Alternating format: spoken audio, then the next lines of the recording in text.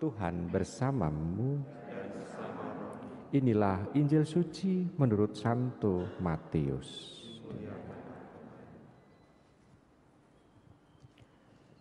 Pada suatu hari Yesus berkata kepada orang banyak, "Aku berkata kepadamu, sesungguhnya di antara mereka yang dilahirkan oleh perempuan tidak pernah tampil seorang yang lebih besar daripada Yohanes Pembaptis. Namun yang terkecil dalam kerajaan surga lebih besar daripadanya. Sejak tampilnya Yohanes Pembaptis hingga sekarang kerajaan surga dirongrong dan orang yang merongrongnya mencoba menguasainya.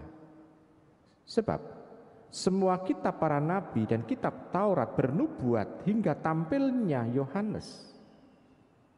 Dan jika kalian mau menerimanya, Yohanes itulah Elia yang akan datang itu. Barang siapa bertelinga, hendaklah ia mendengarkan." Demikianlah sabda Tuhan. Ibu, Bapak, saudara-saudari yang terkasih dalam Kristus Tuhan, kita melihat tokoh yang mendahului Tuhan Yesus dalam mewartakan kehadiran Tuhan Yesus ini. Tokoh pendahulu ini dikatakan bahwa tokoh yang sangat besar. Andilnya sungguh luar biasa dalam membuka jalan bagi Tuhan. Walaupun kita tahu bahwa tidak semua orang itu percaya dengan apa yang diwartakan oleh Yohanes Pembaptis. Tidak semua orang itu mau untuk mengikuti apa yang diwartakan oleh Yohanes Pembaptis. Tetapi di sana kita bisa melihat kendati usahanya itu adalah usaha semacam usaha sendiri. Karena dilakukan hanya oleh Yohanes Pembaptis bersama dengan murid-muridnya. Dan tidak ada orang lain lagi yang mewartakan Tuhan Yesus selain dari Yohanes Pembaptis ini. Tetapi tetap jajat istilahnya itu menjadi pembuka jalan, kendati kecil, kendati hanya kelompok kecil saja, tetapi ini sudah punya makna tersendiri bagi gereja juga, bagi Tuhan Yesus. Dan maknanya apa? Maknanya karena Yohanes Pembaptis seolah-olah itu mau untuk mengatakan orang harus percaya kepada Dia yang akan datang. Dan persis nanti akan pada saat pembaptisan Tuhan itu akan dikatakan di sana bahwa biarlah Dia yang besar, aku yang kecil, menjadi kecil. Di situ kita bisa melihat bahwa Yohanes Pembaptis itu menjadi bentara atau menjadi pedoman untuk supaya kita bisa merasakan dan mengalami Tuhan. Ibu, Bapak, saudara-saudara kasih dalam Tuhan, demikian juga dengan diri kita.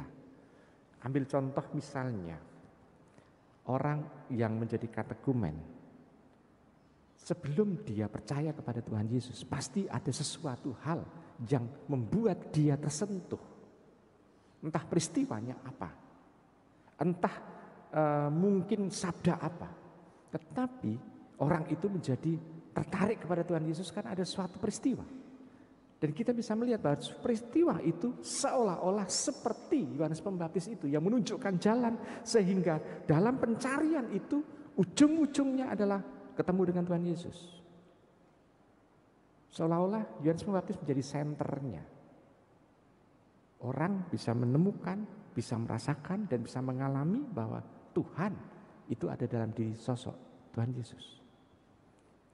Ibu, Bapak, saudara terkasih dalam Tuhan. Lalu orang juga harus bisa mengartikan nama Yohanes Pembaptis itu sendiri, supaya bisa merasakan dan mengalami Tuhan Yesus. Ada permainan kata sebetulnya. Yohanes artinya adalah Yahweh yang mengasihi. Yahweh yang mengasihi. Jadi Tuhan mengasihi. Jadi kalau orang bisa merasakan dan mengalami Yohanes Pembaptis, Tuhan yang mengasihi, maka dia akan bisa sampai kepada Yehosua, atau nama lain dari Yesus. Bahasa asli Yesus itu kan Yehosua, Yahweh yang menyelamatkan.